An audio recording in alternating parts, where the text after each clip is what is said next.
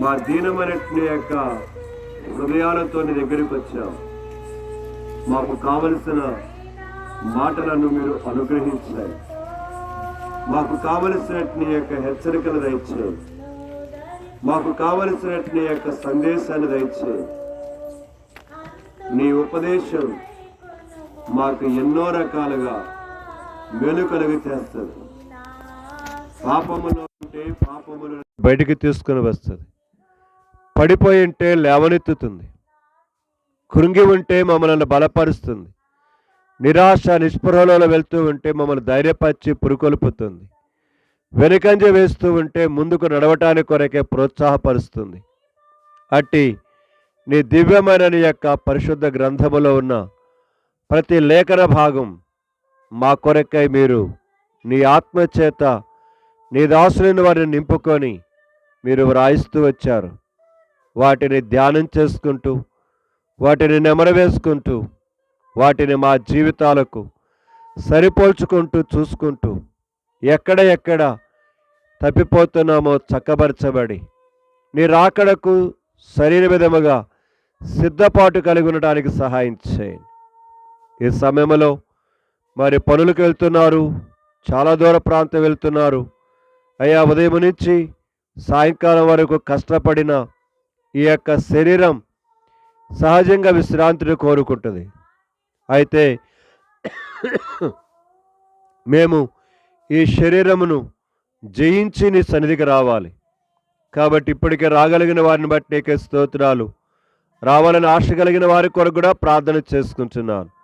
నీ ఆత్మ యొక్క స్పర్శలో మీరు ఉంచండి. మీకే వందనాలు స్తుతులు స్తోత్రాలు చెల్లిస్తుంటున్నాను ప్రభా. మీరు మాతో మాట్లాడుతూ రండి. దయగల ప్రభ, ఎవరికి ఏది అవసరమో దానిని మీరు అనుగ్రహించుతూ రావాల్సిందిగా ప్రార్థిస్తూ నా మట్టుకు నన్ను కూడా నీ సిలువు చాటును మరుగుపరచండి. నరపుత్రుడా, నువ్వు చక్కగా నిలువబడుము. నేను నీతో మాట్లాడవాలని మీరు సెలవిచ్చిన నీ మాట మీద ఆధారపడుతున్నాను. నన్ను నిలబెట్టండి. నీ ఆత్మచేత నన్ను బలపరచండి. నాకు కావలసిన మాటలు దయచేయి. వందనా స్తోత్రాలు చెల్లించుకుంటూ నా ప్రభును నా రక్షకుడునైన యేసుక్రీస్తు ప్రభు వారి యొక్క శక్తిగల ఓనెచ్చే నామమున వదనములు చెల్లించి ప్రార్థిస్తున్నాము తండ్రి. ఆమేన్.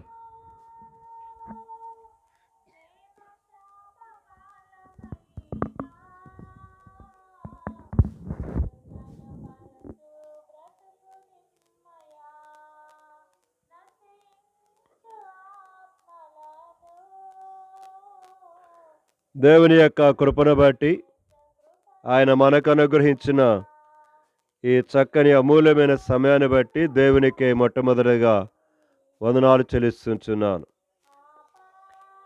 దేవుడు ఎంత గొప్పవాడంటే మన ఊహలకు మన ఆలోచనలకు కూడా అందనంత గొప్పవాడు. ఆయన యొక్క మంచితనం, ఆయన ప్రేమ, ఆయన కనికరాలు మనం ఎన్నడూ కూడా కొలవటానికి వీలు కానంత గొప్పవాడాయన.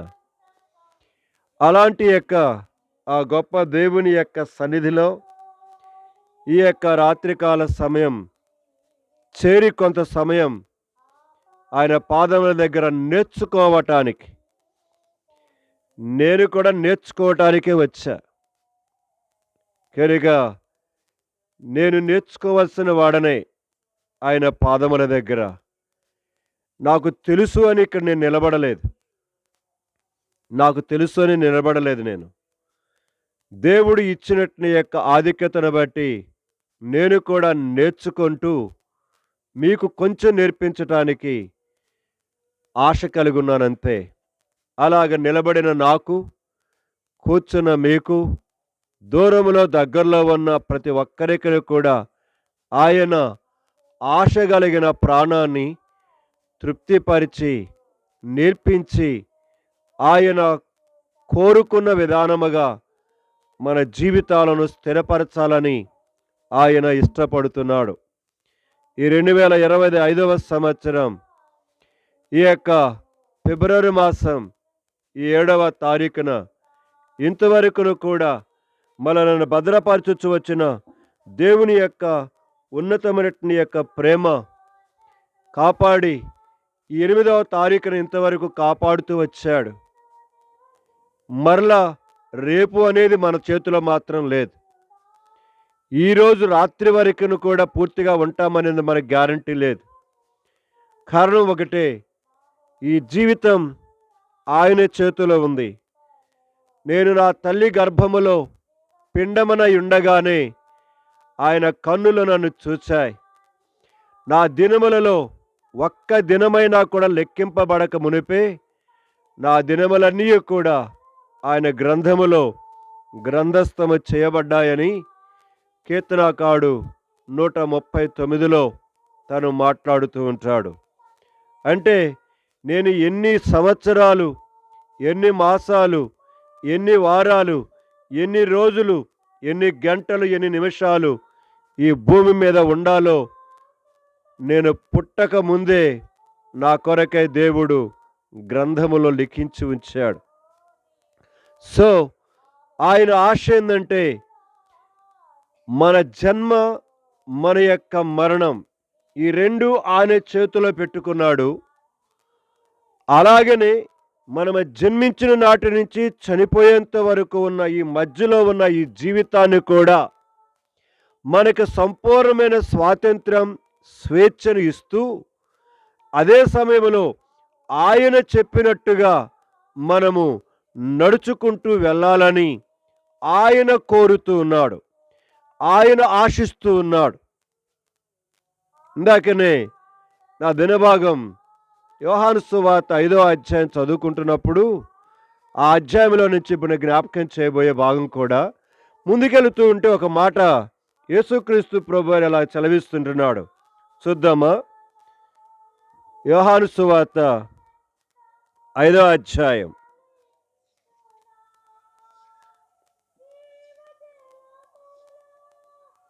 యోహాను సువార్త 5వ అధ్యాయము వచనం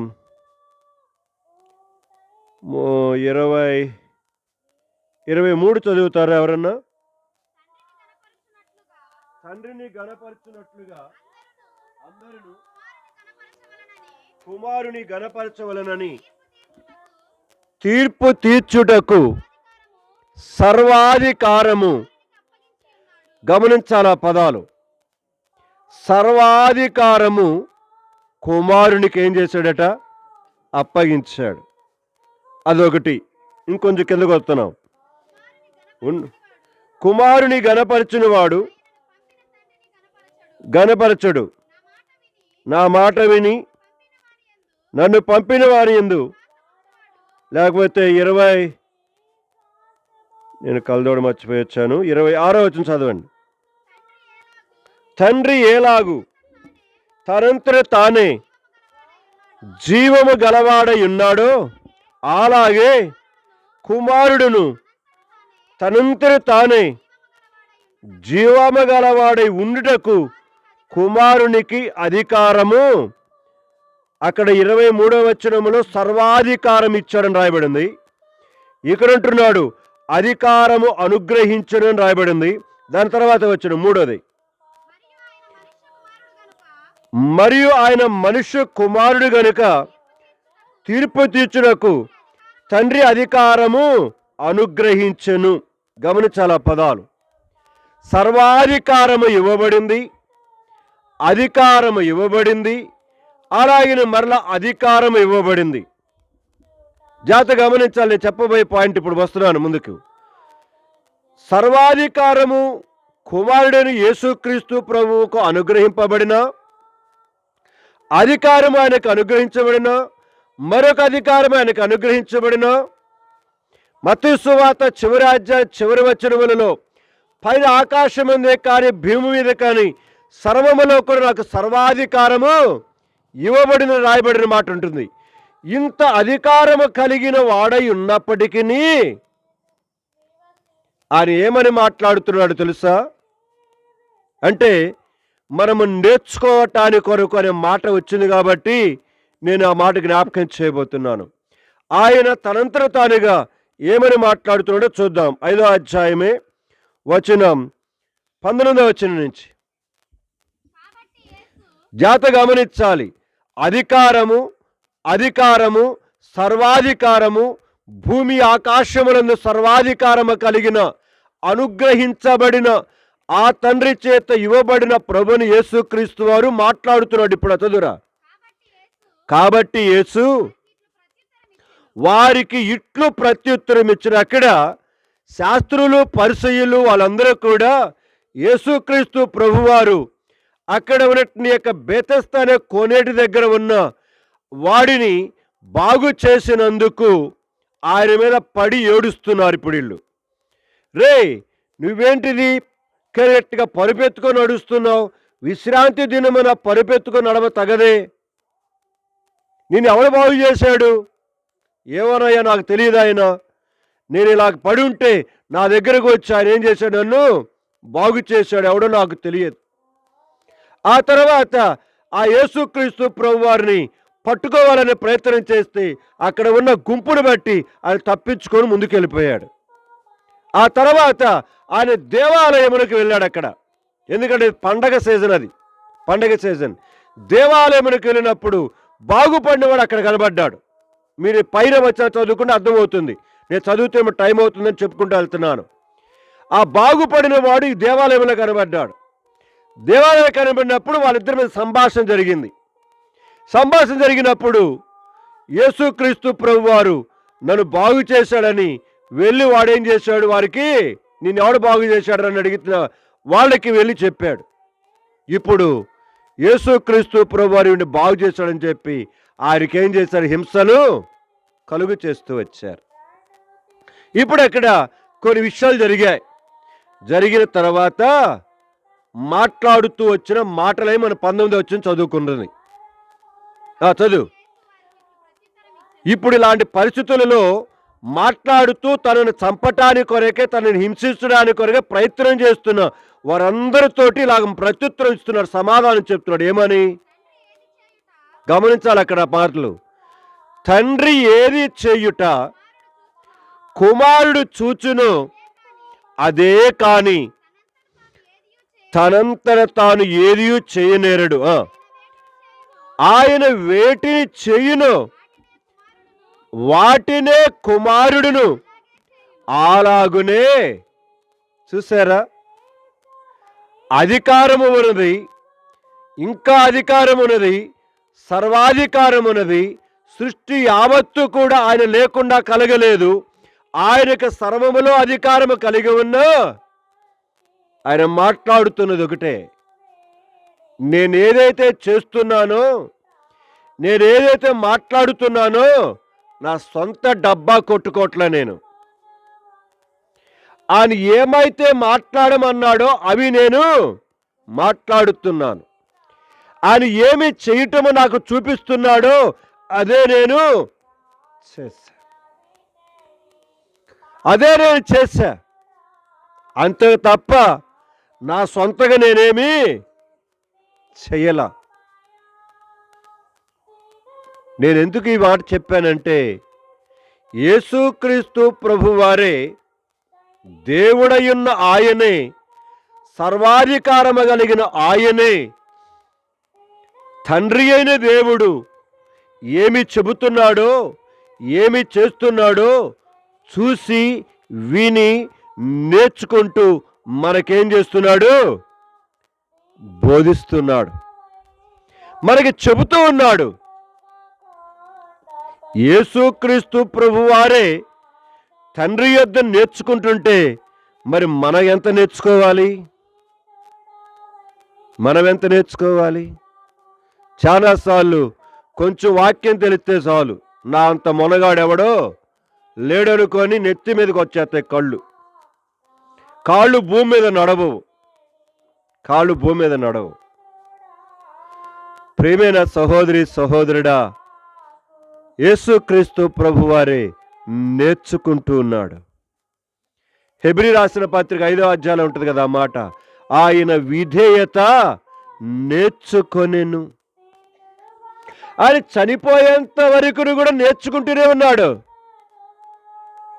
మనమే పాటివారమండి, మనమే పాటివారం.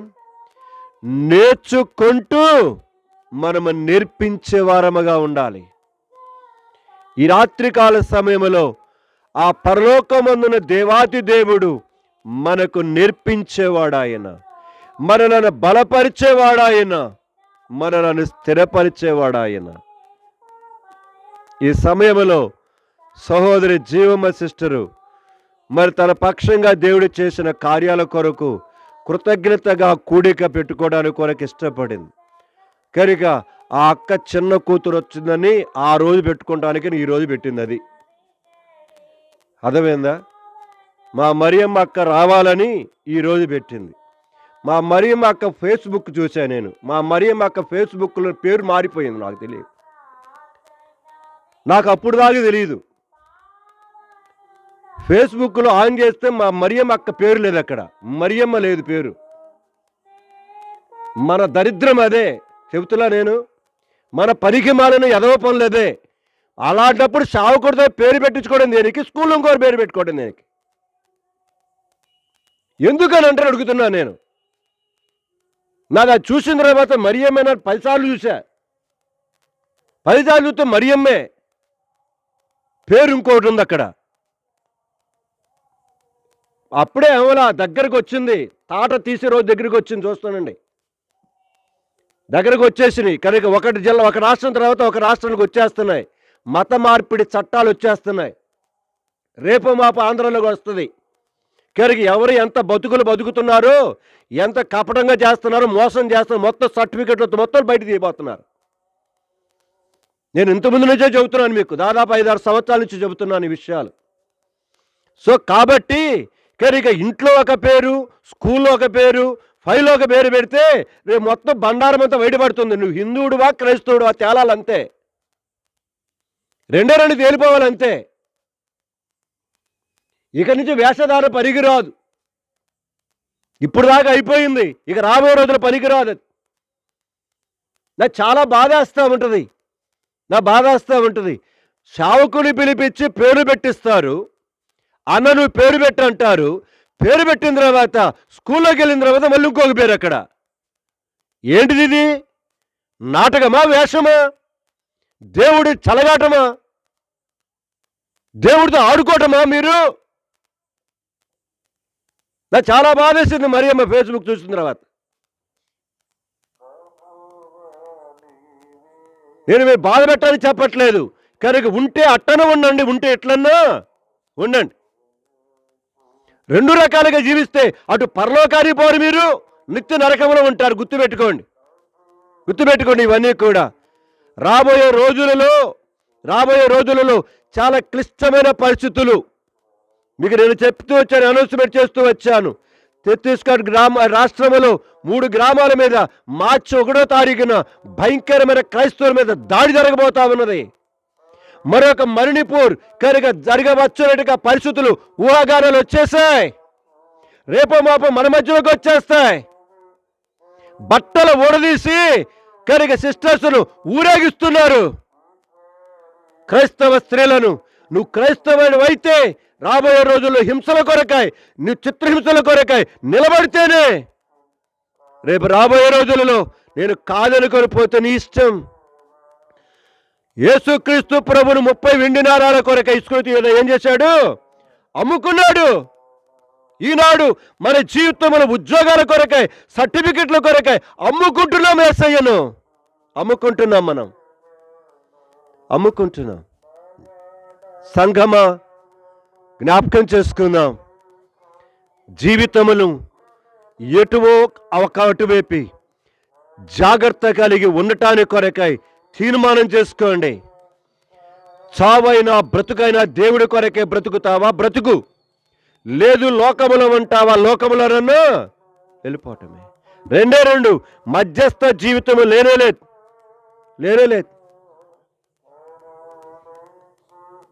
ఒక రాష్ట్రం తర్వాత ఒక రాష్ట్రం. ఇప్పటికే దాదాపుగా చాలా రాష్ట్రాలలో ఆ చట్టము చేయబడింది. రేపో మాపో కేంద్రములో కూడా చట్టం చేయబోతున్నారు. రాబోయే రోజులలో దేవుడి మందిరానికి వస్తే ఏం చేస్తారో తెలియదు. ఇందాకనే ఫోన్ వచ్చింది నాకు. కేరిగా దేవుడి వాక్య సిద్ధపడుతున్నాను, 1 గంటన్నర కింద ఫోన్ వచ్చింది. అన్నా నేను పలానా కనుక ఆ బాలుడు చిన్నవాడిగా ఉన్నప్పుడు నేను ఎరుగుదును, నేను సేవకు వచ్చిన కొత్తలో ఎరుగుదును, పలానా పలానా పేరు పేరు చెప్పడం నాకు అర్థమైపోయింది. కనుక పలానా చోట సేవ చేస్తున్నాడని కూడా తెలిసింది నాకు. పరిచయం ఏంటిది, చాలా కాలం ఫోన్ చేశాను, నా ఫోను తనే చెప్తూ వచ్చాడు, ఇలాగ పలానా వాళ్ళు ఇచ్చారు ఫోను, కనుక ఒక ప్రాబ్లంలో ఉన్నాను నేను, దయచేసి ప్రార్థన చేయండి అని అన్నాడు. ఏంటిది అని అడిగాను. త్వరగా చెప్పు, నేను మీటింగ్ టైం అవుతుంది చెప్పు అని చెప్పి అడుగుతూ వచ్చాను.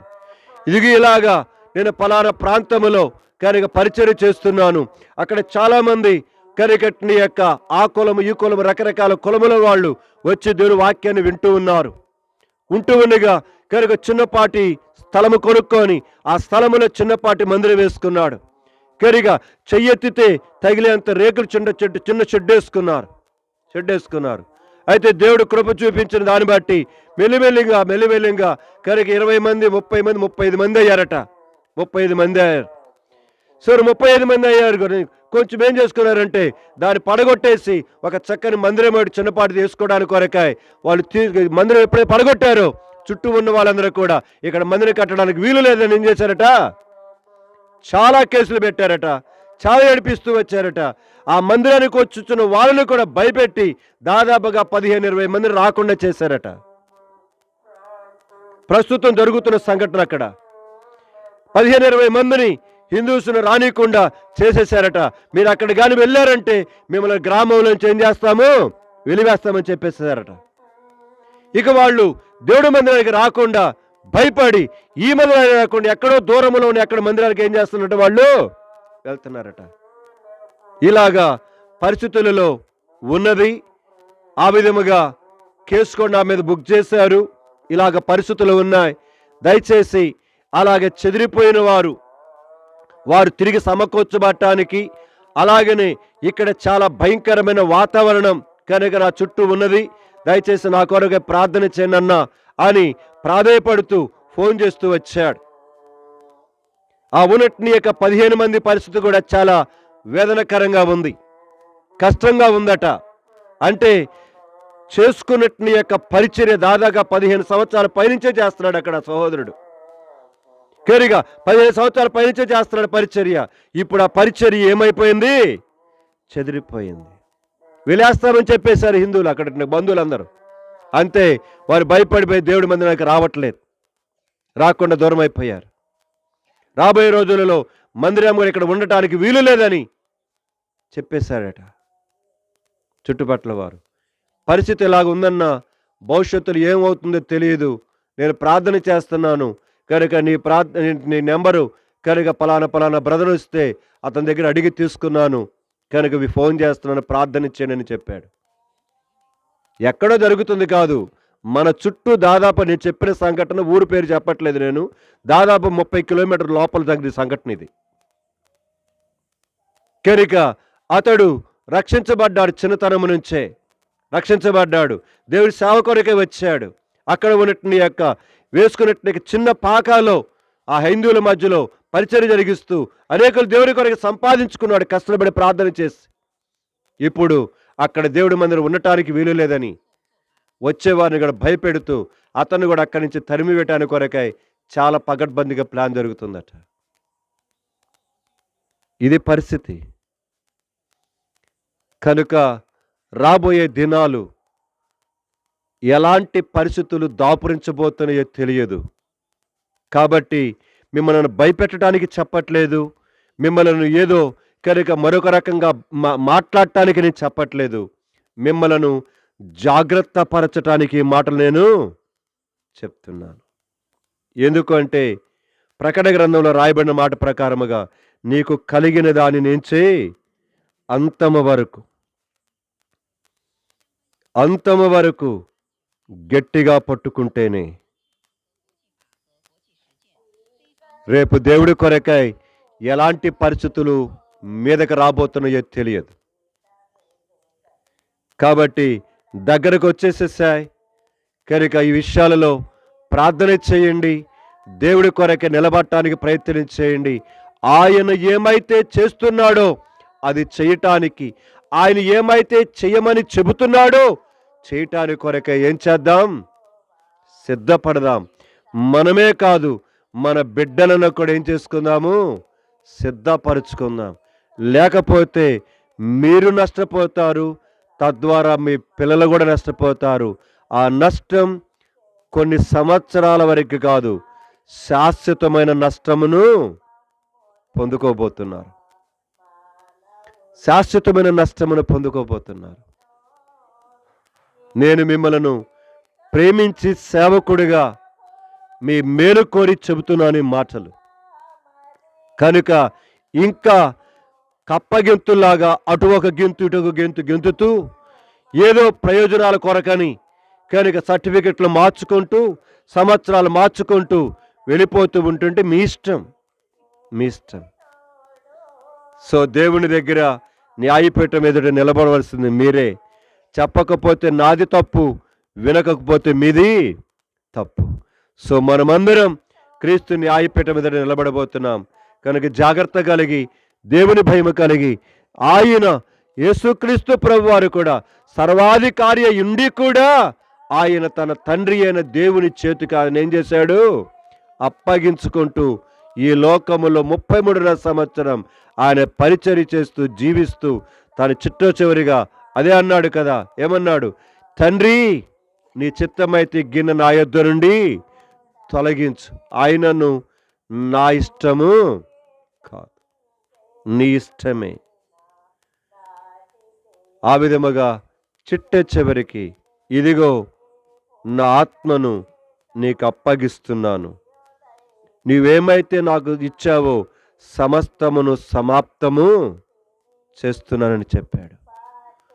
సో మన మరణ దినం, ఆయన రాకడ దినం దగ్గరకు వచ్చింది కనుక జాగ్రత్త కలిగి ఇటు జీవముకే కానీ, ఇద్దరు కుమార్తెలకే కానీ, అల్లుళ్ళకే కానీ, మనవరాళ్ళకే కానీ, మనవళ్ళకి కానీ, కనుక జీవమ సిస్టర్ యొక్క అన్నదమ్ముల కొరకు కానీ కలిగిన బంధువులందరికీ కూడా దేవుని యొక్క సేవకుడిగా ప్రేమతో మీకు ఇవన్నీ కూడా జ్ఞాపకము చేస్తూ హెచ్చరిస్తూ దేవుని కొరకు చక్కగా సిద్ధపడమని ప్రేమతో జ్ఞాపకం చేస్తుంటున్నాను.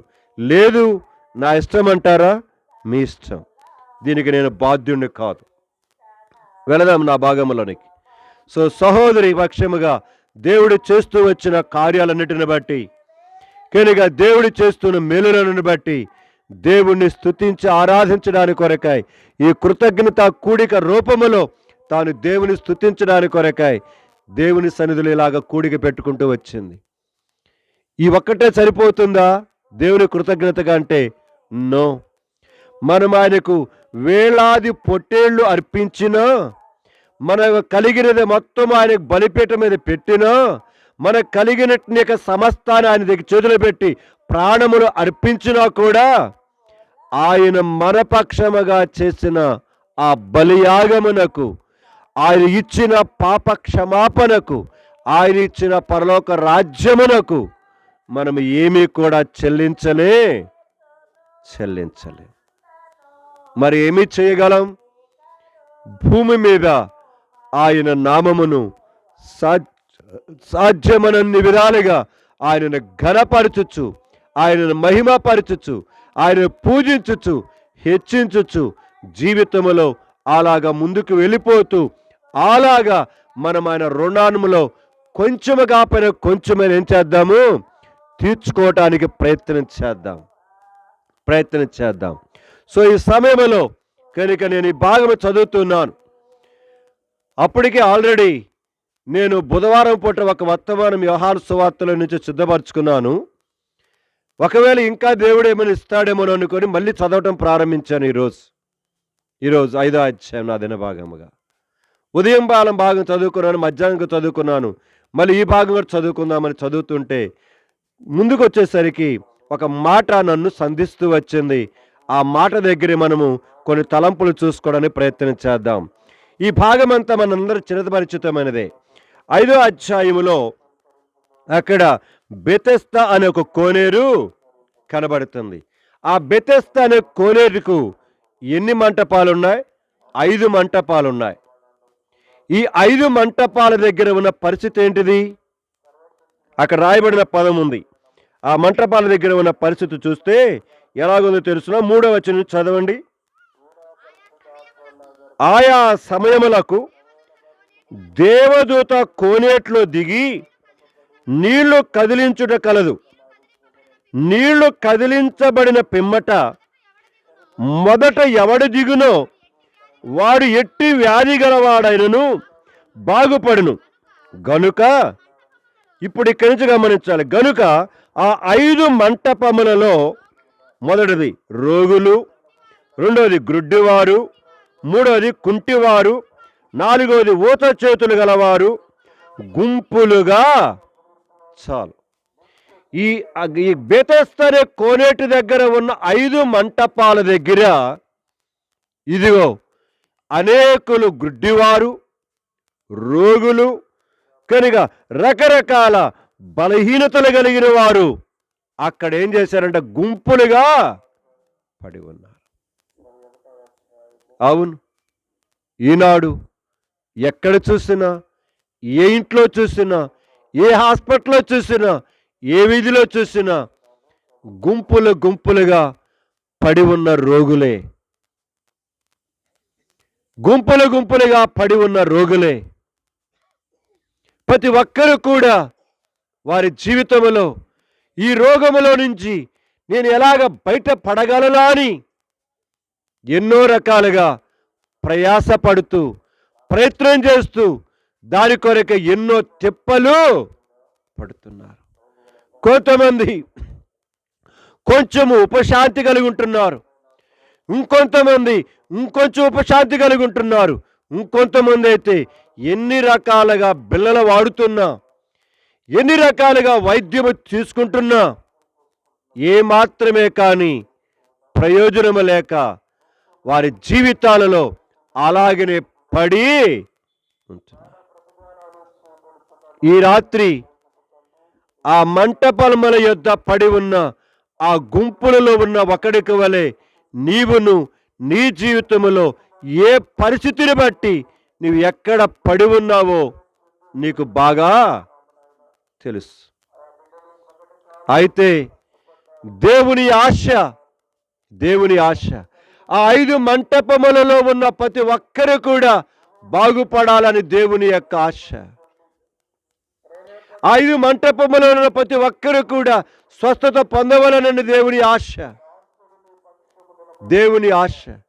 ఇప్పుడు ఆ మంటపము దగ్గర ఒక గొప్ప జరిగిన ఒక కార్యము కొరకై వాడిని స్వస్థపరిచిన తర్వాత వాడి దేవాలయంలో కనబడినప్పుడు ఆ దేవాలయములో వాడితో ఏం మాట్లాడుతూ వచ్చినాడు చూద్దాం ఒక మాట. అక్కడే 5వ అధ్యాయము వచనం 14 వచనం చదవండి. అటు తరువాత యేసు దేవాలయములో వారిని చూచి ఇదిగో స్వస్థత కరిగా వాడి దగ్గరికి మనం పోబోతున్నాం. ఇప్పుడు వాడితో అంటున్నాడు, ఇదిగో నువ్వు స్వస్థత పొందావు, నువ్వు రోగం పోగొట్టుకున్నావు, ఇప్పుడు బాగైపోయినావు అని చెప్పి ఆపల ఏమంటున్నాడు ఇప్పుడు చదవండి. మరి ఎక్కువ కీడు నీకు కలుగకుండుటకై ఇకను పాపమును. ఇప్పుడు యేసుక్రీస్తు ప్రభువారు మాట్లాడుతున్న ఈ మాట యొక్క అర్థం ఏంటి చెప్పండి. ఇప్పుడు చెప్పాలా? యేసుక్రీస్తు ప్రభువారు నీవు స్వస్థత నొందితివి అన్నాడు, బాగానే ఉంది. చాలా మందితోటి నువ్వు స్వస్థత నొందినావు కాబట్టి నీ వెళ్ళి నీ దేహమును యాజకునికేంచే కనపరుచుకో అని చెప్పాడు. కొంతమందితోటి నీవు ఇంటికి వెళ్ళి కరిగి నన్ను దేవుడి గురించి జ్ఞాపకం చేయని చెప్తూ వచ్చాడు. కానీ వీడితో ఆ మాటలు చెప్పట్లా. వీడితో మరొక రకమైన మాట చెప్తున్నాడు. ఏమన్నాడు? మరి ఎక్కువ కీడు. గమనించాల పదాలు. మరి ఎక్కువ కీడు నీకు కలుగకుండుట కొరకాయ్ నీవు పాపము జోలికి, అంటే వాడికి జరిగినట్టు యొక్క కీడు యొక్క కారణం ఏంటిది? ఉండారా ఇక్కడ? పొగాకు ఎన్ని తాళ్ళు గుచ్చాలో బ్రహ్మాండంగా నేర్చుకుంటున్నారు. అవసరమైతే 50 రూపాయలకు ఒక తాడు కూడా గుచ్చుకొని వస్తున్నారు ఇప్పుడు. ఇది మాత్రం బుర్రకెక్కట్లే అసలు. వాక్యం ఎంతన్నా చెప్పు, కనుక శుద్ధ మొద్దులాగా ఏం చేస్తున్నారు కూర్చొని, అలాగ వింటున్నారు, పోతున్నారు అంతే. నేను అడుగుతున్న ప్రశ్న అర్థమవుతుందా? ప్రశ్న ఎందుకు వేస్తామంటే మీరు ఇక్కడ ఉన్నారా లేదని అర్థం కావడానికి. ప్రశ్న వేసే దాని కొరకు. ప్రశ్నకి వేసినప్పుడు సమాధానం చెప్తుంటే మాకేం అర్థమవుద్ది? మీరు వింటున్నారు అని అర్థమవుతుంది. ఏమి వింటున్నారు? ఏదో గొడవ అన్న చెబుతున్నాడు ఏదో వింటున్నామని కాదు.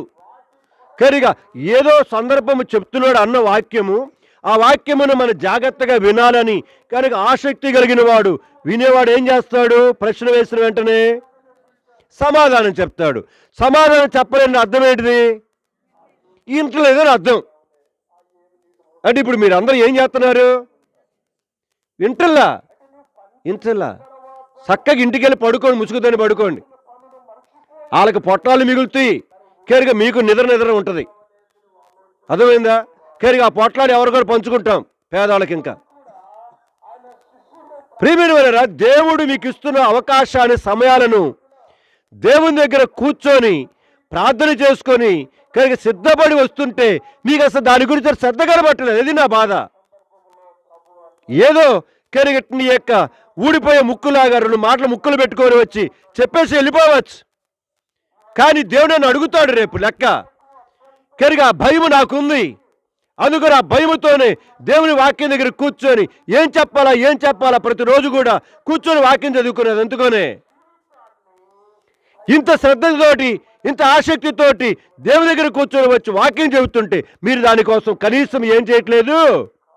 శ్రద్ధ చూపించట్లా. నా ప్రయాస ఏమవుతుందంటే వ్యర్థమైపోతుంది.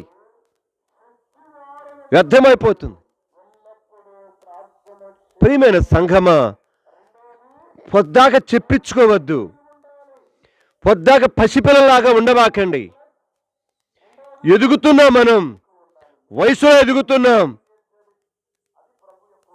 కనుక జ్ఞానములో ఎదుగుతున్నాం, అన్నిట్లో ఎదుగుతూనే ఉన్నాం.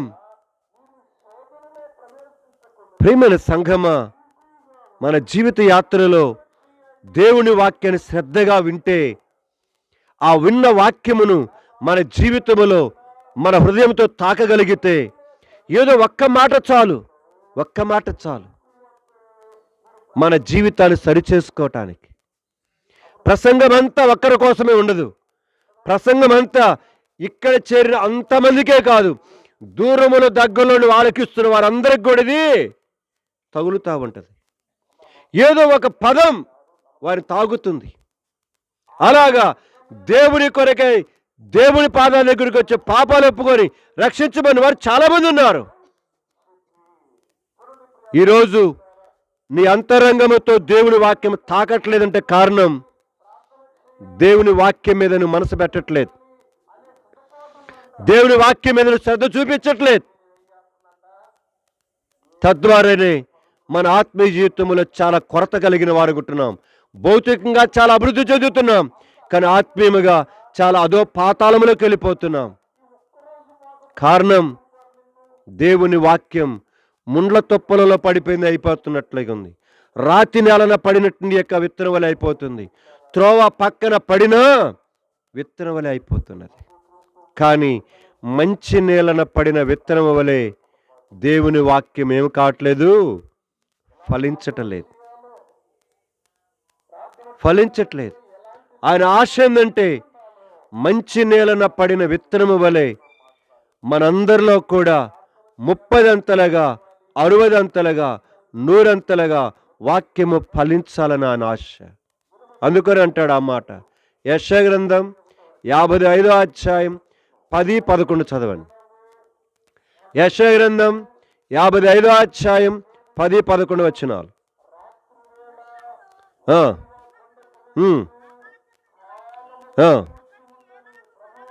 మరలక భూమిని తడిపి, గమనించాలి, ఆకాశం నుండి పంపబడిన వర్షమును హిమమును నేలను భూమిని తడిపి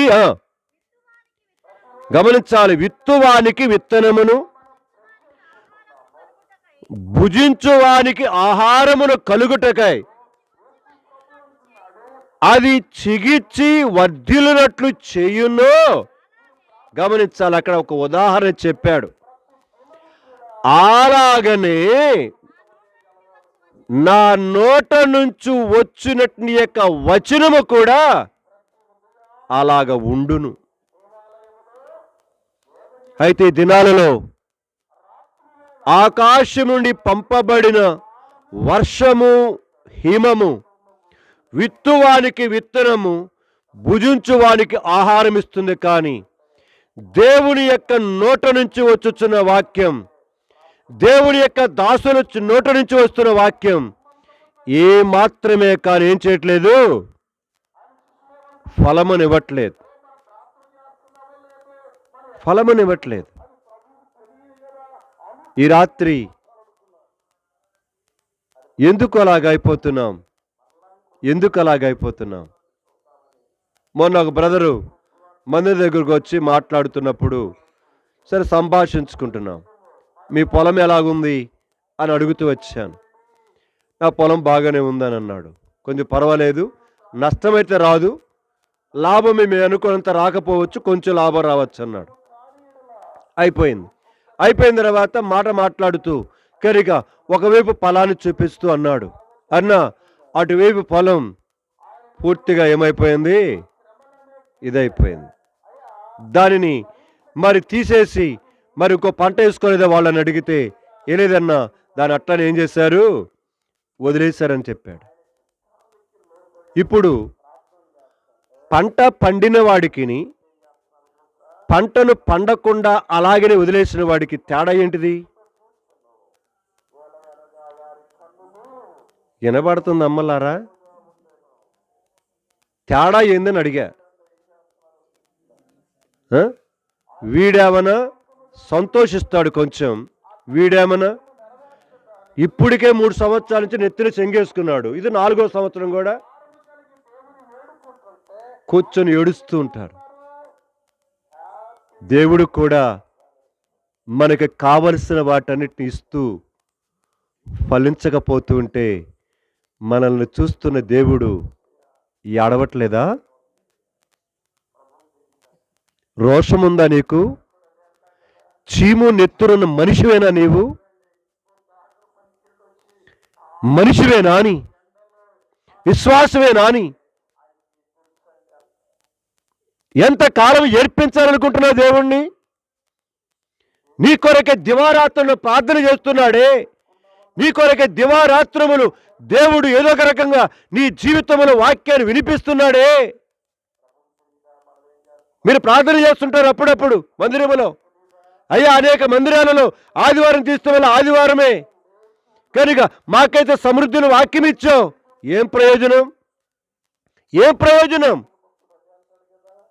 ఎప్పటికప్పుడు శ్రేష్టమైన వాక్యాన్ని మాకు ఇస్తున్నామని ప్రార్థన చేస్తున్నావు, ఏం ప్రయోజనం అంటున్నాను. అదే నేను క్లాసులో ఉన్న పిల్లలందరూ కూడా మంచి మార్కులతో పాస్ కావాలని ప్రతి సబ్జెక్ట్ యొక్క టీచర్ కోరుకుంటాడు. నిజమైన టీచర్ అయితే. ఇప్పుడు దౌర్భాగ్యం టీచర్లు వచ్చారులేండి, డబ్బులు లక్షలు తీసుకొని పాటలు పాడుకోవాలి చెప్పను కూడా పొట్టబడితే వాడికి అక్షరం రాదు.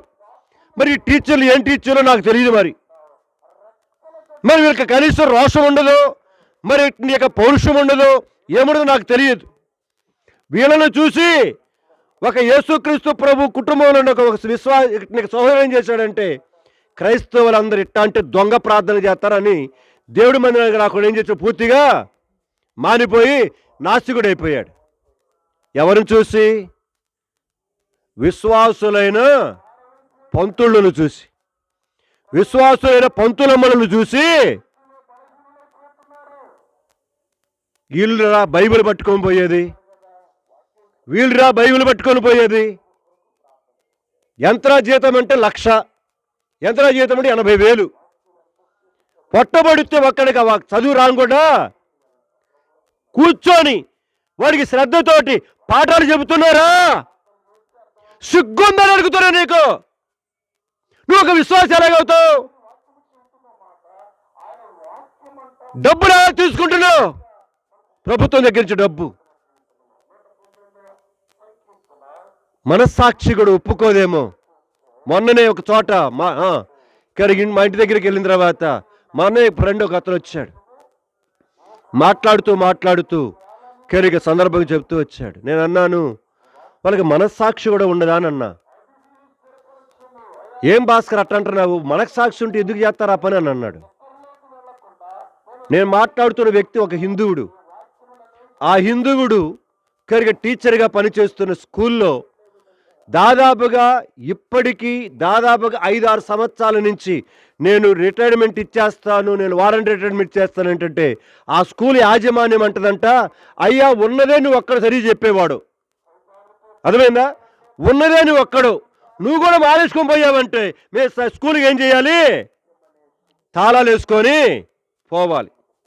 కాబట్టి దయచేసి నీకు దండం పెడతాం, నువ్వు పాఠాలు చెప్పు, నీకు ఏదైనా ఇబ్బంది ఉంటే చెప్పు, మేము చూసుకుంటామని చెబితే 5 సంవత్సరాలు చేసిన తర్వాత ఇప్పుడు రిటైర్మెంట్ అవుతున్నాడు. కరిగా అతను వచ్చి మాట్లాడుతున్నాడు మాట, కరిగా 5-6 సంవత్సరాల నుంచి రిటైర్మెంట్ ఇస్తాను నేను, కరిగా వాడు రిటైర్మెంట్ ఇస్తానంటే పోనీలేదట. మరి మిగతా టీచర్లు ఏం చేస్తున్నారు? సిగ్గున్నాళ్ళకి. ఒక హిందువుడు చేస్తున్నాడు పని చక్కగా, ఒక క్రైస్తవుడు మాత్రము చేయట్ల పని. అందుకని మనల్ని బట్టి దేవుని బజారు బాలు, క్రైస్తవత్వం బజారు బాలు అవుతుంది. కారణం మనమే, మన బతుకులే. మందిరానికి వచ్చి ముసుగులు వేసుకొని ప్రార్థన చేస్తాం, మందిరానికి వచ్చి ప్రసంగాలు దంచేస్తాం, బయటికి వెళ్తే బజారు ఒక్క సాక్ష్యం మనకి. ఎవడు నమ్మేది నిన్ను? నీ యేసయ్య నమ్ముతాడు ఎవడైనా? మనమే అడ్డంకులుగా ఏం చేస్తున్నాం? లోకానికి తయారైపోతున్నాం, అడ్డంకులుగా తయారవుతున్నాం. ప్రియమైన సంఘమా, ఇక్కడ కూర్చున్న మనము కూడా విశ్వాసులముగా మన జీవిత యాత్రలో క్రీస్తు యేసును ప్రతిబింబింప చేయగలుగుతున్నామా? మనం క్రీస్తు యేసును ప్రతిబింబించలేని క్రైస్తవ జీవితం ఎలాగవుతుంది? చివరి దినాల్లో ఉన్నాం కనుక కొంచెం ఇప్పటికైనా ఇక నుంచైనా జాగ్రత్త కలిగి ఉంటాను కొరకై ప్రయత్నం చేయండి. మీ వస్త్రధారణలు, మీ అలంకరణలు, మీ బైబిల్ పట్టుకొని పోయే విధానం, మీ పొలానికి వెళ్ళే విధానం, మీరు వచ్చే విధానం మొత్తమును మిమ్మల్ని ఏం చేస్తున్నారు? లోకం చదువుతుంది. గుర్తుపెట్టుకోండి, మీకు తెలియకుండానే మిమ్మల్ని చదువుతున్న లోకం గుర్తుపెట్టుకోండి. కాబట్టి దేవుని యొద్ద మన సాక్ష్యాలు ఎలాగుండబోతున్నాయో, మనల్ని గురించి పరలోకమైన దేవుడు ఏమైనా సాక్ష్యం ఇవ్వాలి రేపు అని చెప్తున్నాడు యోహాను సువార్త 1వ అధ్యాయములో, ఇదిగో ఈతడు నిజముగా ఇజ్రాయేలీయుడు, ఇతను యందు ఏ కపటమును లేదని నతానియేలును ఏలెత్తు చూపించి ఏం చేస్తున్నాడు? మిగతా వాళ్ళ గురించి చెప్పుకొని అతని గురించి చెప్పాడు ఎందుకని?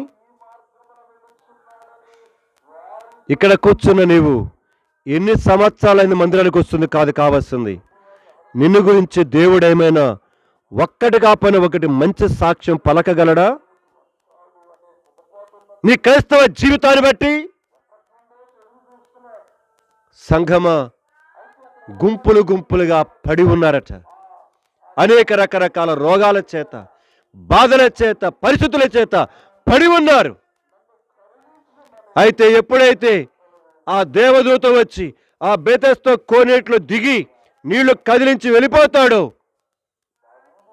ఎవరు మొట్టమొదటిగా దాంట్లో దిగుతున్నాడో వారు మాత్రమే అవుతున్నారు, స్వస్థత పొందుతున్నారు. అందుకొని అనేకులు 5 మంటపాల మీద దగ్గర గుంపులుగా పడి ఉండి, ఏ సమయంలో దేవదూత వస్తాడో తెలియదు మనకు అనుకొని కాచుకొని ప్రతి ఒక్కరు ఏం చేస్తున్నారు? స్వస్థత పొందడానికి చూస్తున్నారు. ఇలాగ ఉంటూ ఉండగా యేసుక్రీస్తు ప్రభువారు ఆ దారిన వెళ్తున్నాడు. జరిగిన సంఘటన వెళ్దాం. అక్కడ చదువుదాం. వచ్చిన 5వ వచనం చదవండి. అక్కడ 38 ఏండ్ల నుండి వ్యాధి గల ఒక మనుష్యుడు ఉండెను. యేసు వాడు పడి ఉండట చూచి వాడప్పటికి బహుకాలము నుండి ఆ స్థితిలో ఉన్నాడని ఎరిగి స్వస్థపరగోరుచున్నావా అని వాడిని చాలు. నేను ఆ భాగం చదువుతున్నప్పుడు ఒక చిన్న మాట నన్ను అందిస్తూ వచ్చింది. అదే ఇప్పుడు నేను పంచుకోబోయేది మీ మధ్యలో. బహుకాలము నుండి ఆ స్థితిలో ఉన్నాడని ఎరిగి. ఇప్పుడు నా ప్రశ్న, దేవుడు నీవు ఏ స్థితిలో పడి ఉన్నాడువో అది ఆయన ఎరుగును. అది నా టాపిక్. నీవు ఏ స్థితిలో పడి ఉన్నావో ఎరుగునాయన. ఇక్కడికి వచ్చిన నీవు, దూరంలో దగ్గరలో వాక్యం ఉంటున్నట్టు యొక్క మీరు ఏ స్థితిలో పడి ఉన్నావో నీ బంధువులకు తెలియకపోవచ్చు, నీ కలిగిన వారికి తెలియకపోవచ్చు, కానీ నిన్ను కలుగ చేసిన సృష్టికర్తైన దేవుడికి నీవు ఏ స్థితిలో పడి ఉన్నావో బాగా తెలుసు. అందుకోనే గుమ్మముల యొద్ద పడి ఉన్న వారి యొద్దకు వెళ్ళలాయన. అప్పటికే 38 సంవత్సరముల నుండి ఆ కోనేటి యొద్ద పడి ఉన్న ఆ స్థితిలో ఉన్న వాడి యొద్దకు ఆయన ఏం చేశాడు? వెళ్ళాడు. వాడు 38 సంవత్సరముల నుండి అదే స్థితిలో పడి ఉన్నాడని ఎరిగి వాడి దగ్గరకు వెళ్ళి యేసయ్య వాడిని ఏం చేశాడు? బాగు చేశాడు. ఈ రాత్రి దేవుడు మనలను కూడా మన స్థితిని ఎరిగిన వాడై మన దగ్గరకు వచ్చి ఆయన బాగు చేయటానికి, చక్కపరచటానికి ఇష్టపడి ఈ 2025వ సంవత్సరం ఈ ఫిబ్రవరి మాసం ఈ 8వ తారీఖున ఈ రాత్రి వేళలో ఇంతవరకు దేవుడు కాపాడుతూ వచ్చాడు. ఎందుకో తెలుసా? నీవున్న స్థితి నుంచి నిన్ను బయటికి తీసుకురావటానికి కొరకు, నీకున్న స్థితి నుంచి నీవు బయటికి తీసుకురావటానికి కొరకే ఈ రాత్రి నీ యొద్దకు వచ్చాడు దేవుడు. నీవు సిద్ధమా? నీ స్థితిలో నుండి బయటపడటానికి కొరకాయ నీవు సంసిద్ధమేనా? వాడైతే 38 సంవత్సరముల నుంచి ఆ స్థితిలో ఉన్నాడు. నీవు ఎన్ని సంవత్సరముల నుంచి ఏ స్థితిలో ఉన్నావో నాకైతే మాత్రము తెలియదు. నేను ఇప్పుడు కొన్ని ఎగ్జాంపుల్స్ జ్ఞాపకం చేయబోతున్నాను. మీకు ఈ సందర్భంలో కొన్ని ఎగ్జాంపుల్స్ జ్ఞాపకం చేయబోతున్నాను. ఎవరెవరు ఏ స్థితులలో ఉన్నప్పుడు దేవుడు వారిని దర్శిస్తూ వచ్చాడు, వారికున్న స్థితులలో నుంచి వారిని ఎలాగ విడిపిస్తూ వచ్చాడు.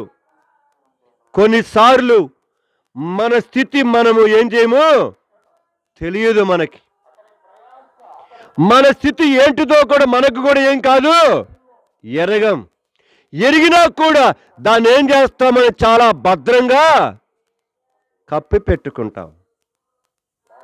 నువ్వు భద్రంగా కప్పిపెట్టిన నీ స్థితి బహిరంగంగా నీ యొక్క బయటకు వచ్చినా నీవు ఏ స్థితిలో ఎలాగ ఉన్నా నిన్ను ఎరుగునాయన, ఎరుగును. అయితే దేవుడు నీ స్థితి నుండి విడిపించాలనుకుంటున్నాడే కానీ నీ స్థితిని 10 మందికి చెప్పి నిన్ను అల్లరిపాలు మాత్రము చేయటానికి ఇష్టపడట్లేదు. నిజమైన స్నేహితుడు తన స్నేహితుని యొక్క తప్పిదములను ఏం చేస్తాడట? దాచిపెట్టునని సామెతలో మనం చూస్తాం. ఆయన మన నిజమైన స్నేహితుడు, ఆయన మన నిజమైన సృష్టికర్త, ఆయన మించిన స్నేహితుడు, ఆయనకి మించిన ఆత్మీయుడు, దగ్గరవాడు ఈ ప్రపంచములో మరి ఎవడు లేడు.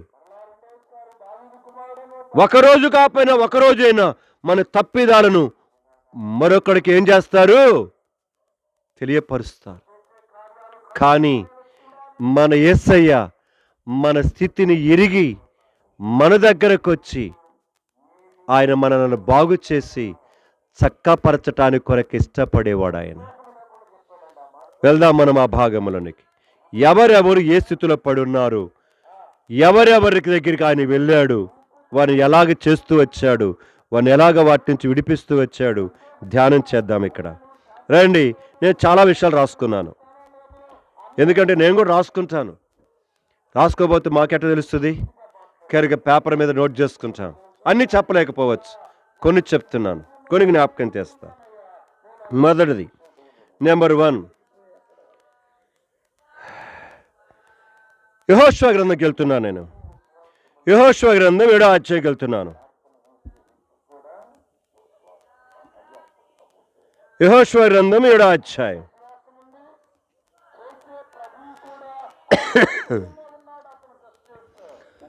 ఏడో అధ్యాయము వచ్చిన 6వ వచనం చదువుతారా? యెహోషువ ఏం చేశాడు? ఎవరు యెహోషువ? నేను ఉండండి నమ్మలారు ఇక్కడ. నేను కోపపడి చెప్పటంగానే ఉంది, మీరులా మాత్రం చల్ల మాత్రము. ఎవరు యెహోషువ అన్నా? ఎవరు? మోషే తర్వాత నాయకత్వపు బాధ్యతలను స్వీకరించిన వాడు మోషే తర్వాత యెహోషువ. దేవుడే ఏర్పరచుకున్నాడు యెహోషువ. సో కనుక యెహోషువ ఇప్పుడు నాయకుడు ఏం చేశాడట? చదువురా. ఏం చేశాడు? నాయకుడు ఏంటిది? మోషే ఎప్పుడన్నా బట్టలు చింపుకొని చూస్తామా మనము? చూడం. మోషే బట్టలు చింపుకొని మనం ఎక్కడ చూడం. 40 సంవత్సరాలు పరిచయం చేశాడు మోషే సేవా జీవితంలో. కనుక ఎన్నో రకాలుగా వారి ద్వారా బాధలు పడ్డాడు, కష్టాలు పడ్డాడు, సలుగులు గొలుగులు పడ్డాడు.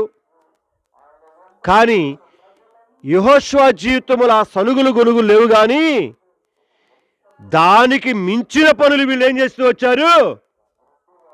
అందుకోనే మోషే మానసికంగా బాధపడిన బట్టలెక్కలు చింపుకోవాలా, కానీ యెహోషువ తన బట్టలను చింపుకున్నాడు. ఏమైంది? నాయకుడు ఈ స్థితికి దిగదారటానికి హేతువేంటిది? యెహోషువ ఏమైనా తప్పు చేశాడా? యెహోషువ ఏమైనా కానికార్యం చేశాడా? యెహోషువ దారి తప్పాడా? యెహోషువ ఏమైనా ప్రజల గురించి దూషించాడా? కార్యమాట మాట్లాడా? ఏం చేశాడు? ఎందుకు ఈ స్థితి, దౌర్భాగ్య స్థితి తన జీవితంలో వచ్చింది? చదువురా. తన బట్టలు చింపుకొని తానును ఇశ్రాయేలీయుల పెద్దలను సాయంకాలము వరకు యెహోవా మందసము ఎదుట నేల మీద ముఖములను మోపుకొని తమ తలల మీద ధూళిని పోసుకొనుచు, అయ్యో ప్రభువా యెహోవా, మమ్మును నశింపచేయునట్లు అమోరీయుల చేతికి మమ్మును అప్పగించుటకు ఈ జనులను, ఈ యోద్ధారును నీవు ఎందుకు? యెహోషువ జీవితంలో ఎన్నడూ దేవుడిని ప్రశ్నించి ఎరుగడండి. ప్రశ్నించి ఎరుగడు. మోషే చనిపోయే లోపల ఇద్దరు దేవుని దృష్టికి నమ్మకమైన వారిగా దేవుడే తేల్చాడు. ఆ ఇద్దరిలో కాలేబు ఒకడు, యెహోషువ ఒకడు. దేవుడే వారిద్దరి గురించి సాక్ష్యం పలికాడు. అలాంటి యొక్క సాక్ష్యము పలకబడిన యెహోషువ దేవుణ్ణి నిలబెట్టి ఏం చేస్తున్నాడు? ప్రశ్నిస్తున్నాడు. ప్రియమైన సహోదరి, ప్రియమైన సహోదరుడా, బట్టలు చింపుకొని ముఖములను నేలకు కరిపించి సాగిలపడి దుమ్మును పోసుకుంటూ, ఏయ్యా, అయ్యా, ప్రభువా, యెహోవా, ఎందుకయ్యా ఇలాగే చేస్తావు? ఏమైంది? ఏమైంది? చదువురా, ఇక చదువు. మేము యోర్దాను అద్దరిన అవతల నివసించుట మేలు కదయ్యా. ప్రభువా కనికరించు, ఇజ్రాయేలీయులు శత్రువుల ఎదుట నిలువలేక వెనుకకు తిరిగినందుకు నేను ఏమీ మొదట దేవుని ప్రశ్నించాడు. రెండవదిగా తనను తానేం చేసుకుంటున్నాడు? సంఘమా, యెహోషువ జీవితంలో అక్కడ మీరు చూస్తే ఇజ్రాయేలు ప్రజల మీద నెపం మాపట్లేదు. గమనించిన పదం, ఇజ్రాయేలుల ప్రజల గురించి అంటల్లా. ఏంటి ప్రభా ఇలాగ చేసావని దేవుడు అన్నాడు. అలాగ తనను తాను చూసుకొని ఏమి చెప్పేది ప్రభా నేను వారికి సమాధానం ఏం చెప్పమంట? చదువురా. కనానీయులు ఈ దేశపు నివాసులందరినీ విని మమ్మను చుట్టుకొని మా పేరు భూమి మీద ఉండకుండా తుడిచి వేసిన ఎడల బలమైన నీ నామమును గూర్చి ఏం ప్రార్థనండి, ఏం ప్రార్థన. బజారులో నిన్ను కొంచెం తక్కువగా మాట్లాడితే నీకు ఎట్లుంటుంది చెప్పండి? ఉండారా పద్దాకనాల్సి వస్తుంది. నేను ఉండారా పొయ్యారా అని. బజారులో మిమ్మలను మీ పేరు ప్రక్కన కనుక సుబ్బయ్య గాడు అన్నాడు అనుకో, ఏంటిది సుబ్బయ్య గాడు అన్నాడు అనుకో, నువ్వు ఎట్టుంటావు? నాకు చెప్పర్లే, మీరు చేసే పనులు నాకు తెలుసుగా. నేను వచ్చి 25 సంవత్సరాలు ఇక్కడికి.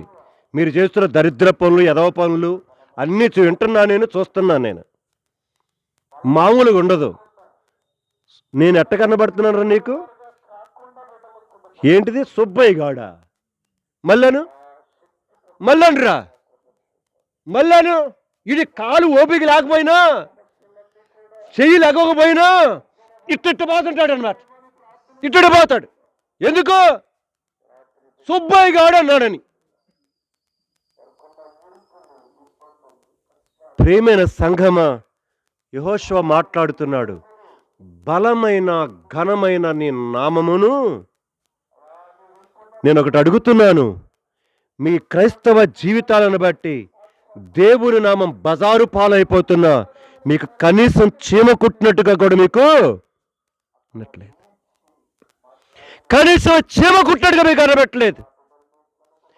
పోతే పోనీలే. కానీ నీకు మాత్రం ఏదైనా కొంచెం తక్కువ వస్తే చెబితేనే మీకు బక్సింగ్ గారి దగ్గరట కరిగి వాడు పోయి కంప్లైంట్ చేశాడంట. వాడు అన్నో నాకు వాడు ముక్క తక్కువ వేశాడు అన్నాడట. ఏం చేశాడు? ఎందుకు ఆ వడ్డిచ్చినాడు వీడికి కొంచెం నీ యొక్క ఆపోజిట్ అనమాట. వాడు చూసుకోవాలా. బక్సింగ్ గారు ఏం చెప్పేవాడంటే మొఖాలు చూసి మాత్రం వడ్డించమాకని అంటాడు. ఏం చూడాలంట? కరిగా నువ్వు తలకాయ దించుకొని చిన్న కాళ్ళు అయితే కరిగా ఒక 2 ముక్కలు అయ్యి, పెద్ద కాళ్ళు అయితే 3 ముక్కలతో 4 ముక్కలు అంటాడు. ఏంది? దేని చూపమంటాడు? మనం దేని చెప్తాం? మన బంధువుడు వచ్చాడు అనుకో, ఆడికి 4 జంగిట్లు వేసేద్దాము. మనకిష్టం లేని వాడు వచ్చాడు అనుకో, ఆడికి వేసేది కూడా ఏం చేయము. మన బుద్ధులేవి, మన బతుకులేవి, మన చేస్తున్న పనులేవి. అప్పుడు అన్నాడట, ఎవరన్నాడంట? అలా నా ఫలానా అన్నాడు. సరే బక్సింగ్ గారి దగ్గరికి వెళ్ళింది ఈ కేసు. వెళ్ళిన తర్వాత సరే పిలిపించన్నాడట. పిలిపించాడు వాడిని కూడా.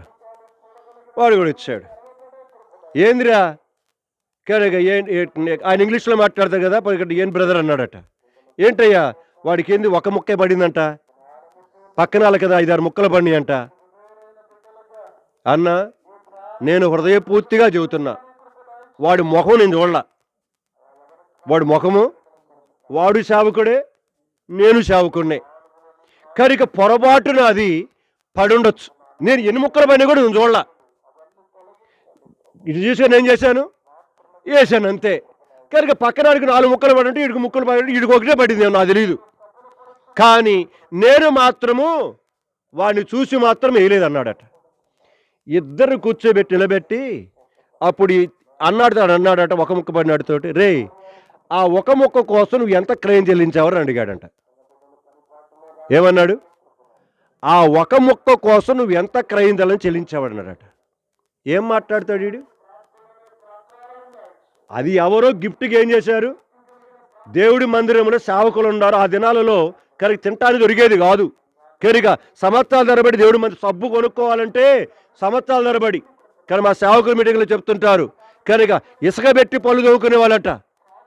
ఎందుకంటే సబ్బు మీకు మాత్రం భోజనం మాత్రం పెడతామంట భక్సింగ్ గారు. మిగతా ఏ అవస్థలు మేము సబ్బు మీరు కొనుక్కు ఎట్లా చేసుకుంటారో నాకు తెలియదు, బట్టలు ఎట్లా ఉతుకుంటారో నాకు తెలియదు, ఇంతే పని. అప్పుడంటే తలదించుకున్నాడట. దేవుడు సంఘములో ఉన్న సేవకులను ప్రేమించి ఏదో ఒక బ్రదర్ ఏం చేశాడు, దాన్ని సేవకుల కన్నా కొంచెం వేయండి అని పంపిస్తే అది మీకేం చేశాము, వేస్తున్నాం. దీనికి నువ్వు ఏవి క్రయధనం చెల్లించలా? వాడిని అడిగానుగా,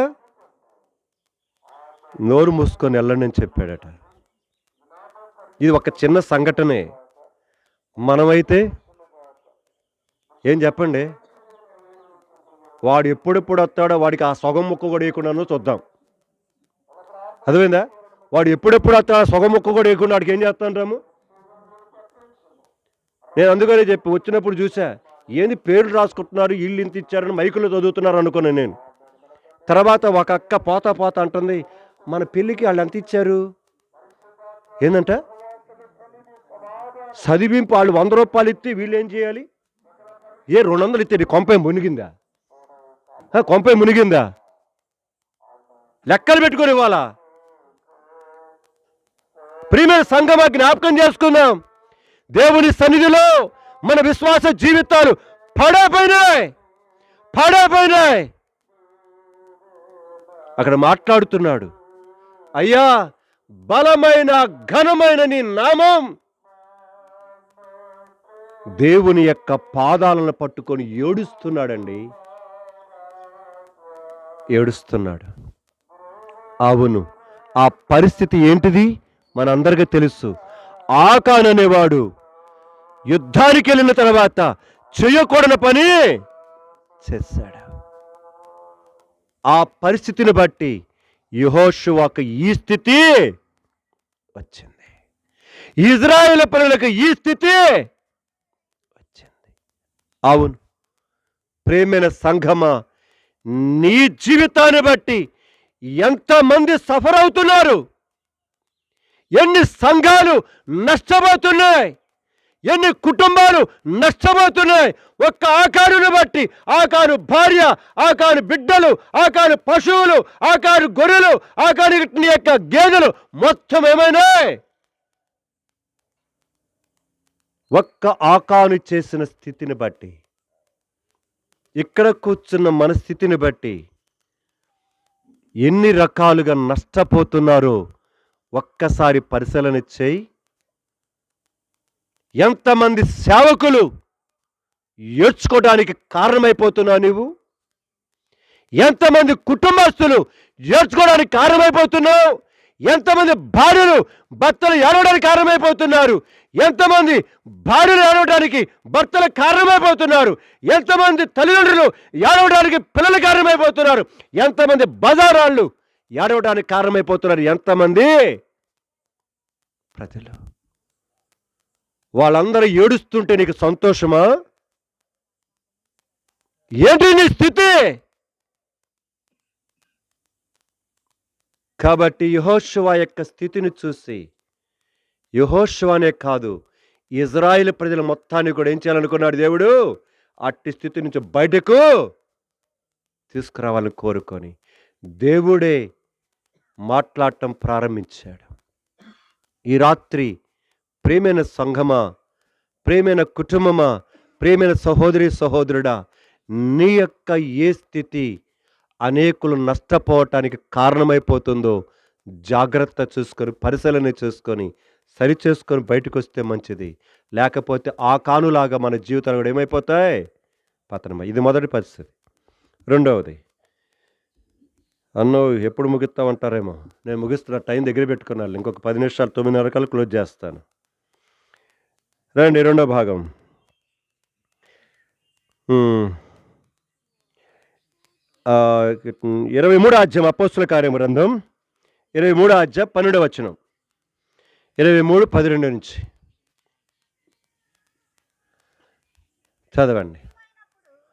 మొదటిది యెహోషువ పరిస్థితి, అలాగనే ఇజ్రాయేలు స్థితిని చూస్తూ వచ్చినాం. రెండోది చదువమ్మా. ఉదయమైనప్పుడు యూదులు కట్టుకట్టి తాము పౌలును చంపు వరకు అన్నపానములు పుచ్చుకొనమని ఒట్టు పెట్టుకొనిరి. చాలు. మీరు భాగమంతా మీకు తెలుసు, చాలాసార్లు జ్ఞాపకం చేశాను. ఇక్కడ అపోస్తలుడైన పౌలు పరిచర్య చేయుచుండగా కనుక యెరూషలేమునకు వచ్చాడు. 21 అధ్యాయములో యెరూషలేములో దేవాలయములో అతను చూసి ఏం చేశారు? పట్టుకున్నారు. 21 అధ్యాయములో యెరూషలేములో పట్టుకున్న నాటి నుంచి తాను రోమా పట్టణానికి పోయేంత వరకు యెరూషలేములో వారి చేతిలోనే బందీఖానా అయిపోయాడు. ఇప్పుడు 23 అధ్యాయములో పీక్ స్టేజ్కి వచ్చింది పౌలు యొక్క పరిస్థితి. ఎలాంటి పరిస్థితి వచ్చిందంటే, ఒక ఇంటిలో ఉన్నాడు బంధించబడి, తీర్పు తీర్చబట్టాను కొరకాయ. ఇప్పుడు ఆ ఇంటిని దాదాపుగా 40 మంది చుట్టుముట్టేసేశారు. ఏమని? పౌలును చంపే వరకు మేము అన్నమున కూడా ముట్టము అని. అంటే ఇప్పుడు పౌలు మరణకరమైన పరిస్థితులలో 40 మంది చేతిలో 40 ముక్కలవుతాడో 80 ముక్కలవుతాడో తెలియదు. ఇందాకనే జరిగిన ఒక సంఘటన భారతదేశంలో నుంచి దానిని ఈ మధ్య కోర్టు వాళ్ళు బయటికి తీసుకొచ్చారట, సుప్రీంకోర్టు వాళ్ళు. కానీ నేను ఊరు చెప్పట్లేదు, మంత్రి వ్యక్తిని చెప్పట్లేదు, ఎందుకంటే ఇప్పుడు కొన్నాడు ఆయన. సో జ్ఞాపకం చేస్తుండే దాన్ని చెప్తున్నారు. ఒక కుటుంబం చుట్టుముట్టేశారట ఆ ప్రాంతములో. అతడు ఆ ప్రాంతములో కనుక ఎంపీగా కూడా పనిచేశాడు. అయితే ఇప్పుడు గవర్నమెంట్ మారింది, భయంకరమైన పరిస్థితి ఏర్పడింది. ఇంటిని మొత్తం చుట్టేసేశారట. ఇతను ప్రతిపక్షం వాడు కాబట్టి చుట్టుముట్టేసేశారు. ఫోన్ చేశాడట డిపార్ట్మెంట్ వాళ్ళకి, పోలీస్ డిపార్ట్మెంట్. దాదాపుగా ఫోన్ కాల్ రికార్డింగ్ చూస్తే దాదాపుగా 200 కంటే ఎక్కువ సార్లు ఫోన్ చేశాడట. ఇలాగా నా ఇంటిని చుట్టేసేశారు. 200 సార్లు కంటే ఎక్కువగా చేశాడు. ఆ తర్వాత ఏదో నామకార్థముగా వచ్చారంట ఇంటి దగ్గరికి. మేమంతా కూడా మీరు అనుకున్న దానికంటే ఎక్కువగానే మీ కొరకు సెక్యూరిటీ తీసుకున్నామని చెప్పారట. జస్ట్ అట్లా చెప్పేసి పోలీసులు అక్కడ పెట్టేసి వెళ్ళారట. దాదాపుగా 4 గంటలు మధ్యాహ్నం దగ్గర నుంచి సాయంకాలం 5 గంటల వరకు చూస్తూ ఉండగానే ఆ వ్యక్తిని ముక్కలుగా ఏం చేశారంట? నరికేశారు. తన భార్య ఎదురుగానే ముక్కలు నరికేశారు. అదే స్పాట్లో దాదాపుగా 70-80 మందిని ఏం చేసేసారు? భయపడి ఆ ఇంట్లో దాక్కున్నారు. కనుక నీకు ఎంపీ గారు కదని వాళ్ళను కూడా ఊచకోత కోసారు. 2 రోజుల కిందట వాళ్ళ భార్య చనిపోయింది. దానిని బయటకు తీసుకొచ్చి ఒక జర్నలిస్ట్ చెప్తున్నాడు ఇందాక. ఇంటూ వచ్చినప్పుడు నాకు అనిపించింది, మనము ఎలాంటి సమాజంలో ఉన్నామనేది. రేపు ఛత్తీస్గఢ్లో జరగబోయేది అదే. మార్చి 1వ తారీఖున కన్నీళ్లు విడిచి ప్రార్థన చేయండి. బహిరంగంగా ప్రకటించారు వాళ్ళు. నేను మళ్ళీ చెప్పట్లేదు అవన్నీ విషయాలు. ఇది ప్రస్తుత పరిస్థితి. పౌలును కూడా ఏ అన్యాయం చేశాడండి? ఏ కాని కార్యం చేశాడు? ఎవరిని చెరిపాడు? అనేకులను దేవుని కొరకే సంపాదిస్తున్నాడు. సరైన క్రమమైన జీవితం లేని వారిని సరైన క్రమములోకి తీసుకొస్తున్నాడు. చక్కని మార్గములు తీసుకొస్తున్నాడు. మంచి విధేయులుగా చేస్తున్నాడు. ఇది ప్రజలకు నచ్చలేదు, యూదులకు. లేపేయాలని తీర్మానం చేసుకున్నారు. అంటే ఇప్పుడు 40 మంది చేతిలో తాను ఇరుక్కున్న పరిస్థితి, తెల్లారి ముక్కలు ముక్కలైపోయే పరిస్థితి అతనిది. ప్రియమైన సంఘమా, ఈ రాత్రి నీవు ఏ స్థితిలో ఉన్నావో నాకు తెలియదు. ఒకవేళ శత్రు నీ చుట్టూ గట్టు కట్టి నిన్ను కూడా ఎన్నో రకాలుగా ఉక్కిరి బిక్కిరి కానికుండా నిన్ను నీ కుటుంబాన్ని సర్వనాశనం చేయటానికి కొరకాయ పన్ని ఉన్నారేమో, అలాంటి భయంకరమైన ఉరిలో నీవు చిక్కబడి ఉన్నావేమో, చిక్కుకొని ఉన్నామేమో, అయినా ధైర్యం కలిగి ఉండు. ఒకటి గుర్తుపెట్టుకో, దేవుడి సెలవు లేకుండా నీ నెత్తిన ఉన్న ఒక వెంట్రుక కూడా ఏం కాదు రాలదు. గుర్తుపెట్టుకో, ఆయన సెలవైతే ఆ క్షణంలోనే మనం ఏమైపోతాము, చనిపోవటానికి ఆస్కారం ఉంది. ఆయన సెలవు లేకుండా నేను ఎవరు ఏమియు, ఇదొక్కటే గుర్తుపెట్టుకో జీవితంలో. అయితే అలాంటి యొక్క పరిస్థితులలో నుంచి 40 మంది కరుడుగట్టిన ఉగ్రవాదుల యొక్క చేతుల నుంచి రాత్రికి రాత్రే దేవుడు పౌలుని ఏం చేశాడు, అక్కడి నుంచి తప్పించేశాడు. పౌలు యొక్క భయంకరమైన పరిస్థితులలో నుంచి విడిపించిన దేవుడు నీకు దేవుడు కాడా? నీకు దేవుడు కాడా? ఆ దేవుడు పౌలుకు మాత్రమేనా, నీకు సహాయం చేయడా? ఒక దైవజనుడు ఈ మధ్య ఒక మాట మాట్లాడుతూ చెప్తూ వచ్చాడు. 3 విషయాలు చెప్పాడు. ఏదైనా పరిస్థితి వస్తే నీలో నీవు చూసుకుంటే నిరాశ వస్తుందట. మొదటి మాట జ్ఞాపకం చేసుకోండి. పరిస్థితులు చాలా వస్తాయి, కానీ నీలోకి నీవు చూసుకోవచ్చు. ఎప్పుడు కూడా నీలో నీకు చూసుకుంటే నిరాశ వస్తుంది. రెండవది, చుట్టూ చూసేవరకు భయం కలుగుద్ది, ఆందోళన కలుగుద్ది. 40 మంది ఉన్నారు, ఎటు చూసినా కూడా తప్పించుకునే దారే లేదు. అయితే మూడో చెప్తాడు, నీవు నీలో చూసుకోవద్దు, చుట్టూ చూడవద్దు, ఆకాశమందు సింహాసనాసుడైన దేవుణ్ణి చూడు అంటాడు. పౌలు చేసింది అదే.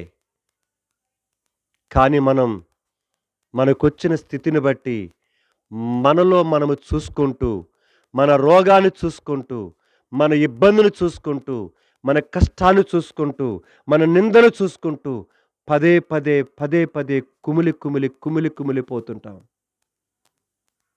ఆయన ఏమి చేయలేడు. ఆయనకి తెలియకుండా ఏమైనా వచ్చిందా పౌలుకి? అది లే. ఆయనకి తెలియకుండా ఏమైనా వచ్చిందా నీకు? లే. రెండవది, చుట్టూ చూస్తే ఎవరు కూడా ఏమీ చెయ్యలేని నిస్సహాయకమైన పరిస్థితి, ఎటు కూడా మార్గం లేదు. పౌలుకు వలె మనలో ఉన్న దేవుడి వైపు చూద్దాం. మొదటి యోహాను పత్రిక 4:4 మనలో ఉన్నవాడు లోకములో ఉన్నవాడి కంటే గొప్పవాడు, మర్చిపోవద్దు. నేను ముగిస్తున్నాను ఇక్కడ. ప్రియమైన సంఘమా, సహోదరి సహోదరుడా, సహోదరి కానీ తన 2 కుమార్తెలకు కానీ, తన అన్నదమ్ముల అక్క చెల్లెలకు కానీ, లేకపోతే తన యొక్క అల్లులకు కానీ, మనవరాండ్రకు కానీ నీ జ్ఞాపకం చేసేది అదే.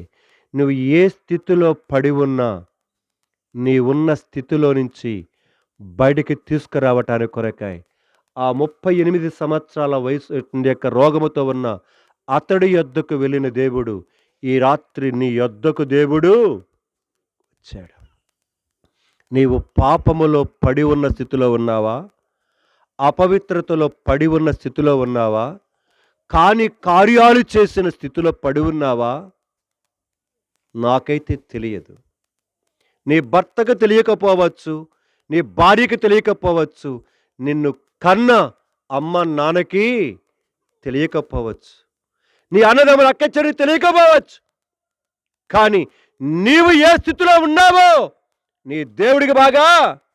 అయితే దేవుడు ఈ రాత్రి కోరుతున్నది, నీవున్న స్థితిలో అలాగే ఉంటే నువ్వు నష్టపోతావు. కాబట్టి నిన్ను విమోచించడానికి, నిన్ను బాగు చేయడానికి కొరకై నేను మహిమను విడిచిపెట్టుకొని నీ దగ్గరికి నేను తగ్గించుకొని వచ్చా. వస్తావా నా కుమారుడా? వస్తావా నా కుమార్తె? ఆ 38 సంవత్సరాలు పడి ఉన్న వాడి దగ్గరకు వాడు వెళ్ళలేదు, కానీ యేసయ్య వాడి దగ్గరకు. ఎన్ని సంవత్సరాలు నువ్వు రాకపోతున్నా ఈ రాత్రి నీ దగ్గర గల దేవుడు వచ్చి నీతో మాట్లాడుతున్నాడు. నీ స్థితి నుంచి నిన్ను బయటికి తీసుకురావటానికి కొరకాయి, నేను విమోచించటానికి కొరకాయి, నేను ఆనందింపచేయటానికి కొరకాయి, నేను సంతోషింపచేయటానికి కొరకాయి. కాబట్టి మన రక్షకుడు పాప విమోచకుడైన యేసయ్య వైపు చూడు.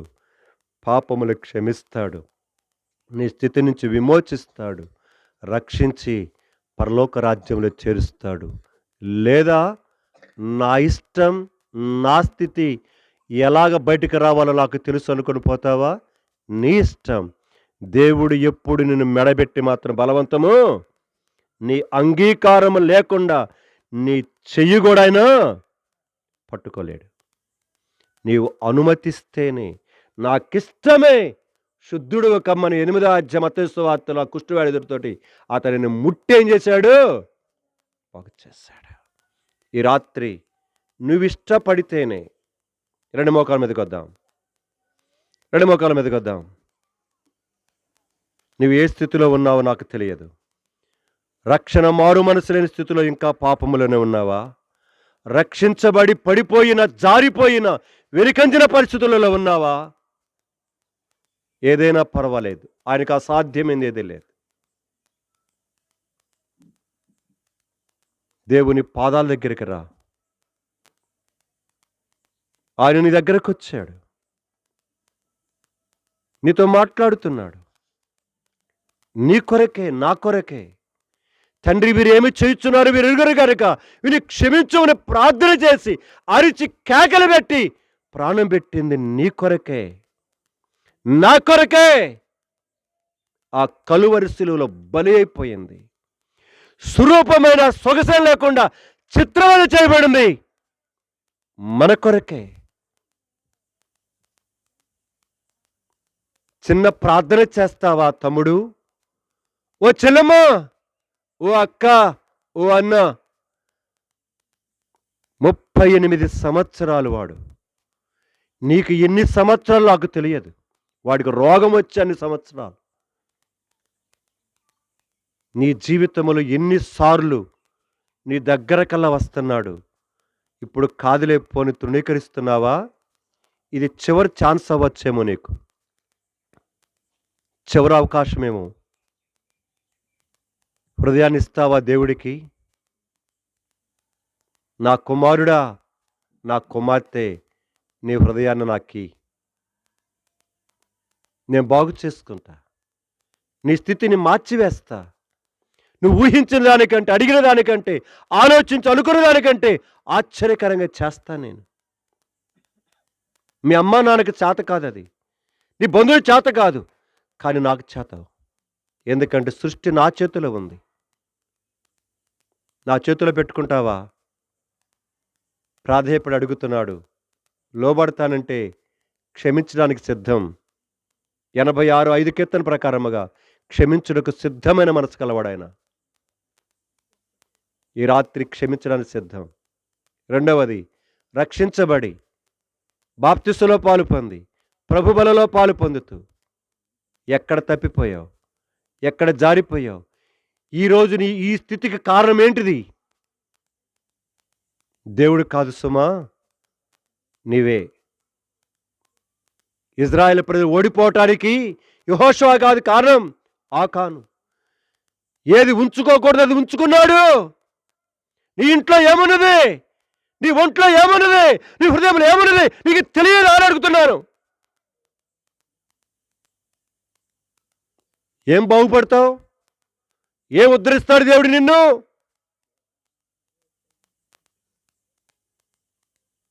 చక్కపరుచుకుందామా?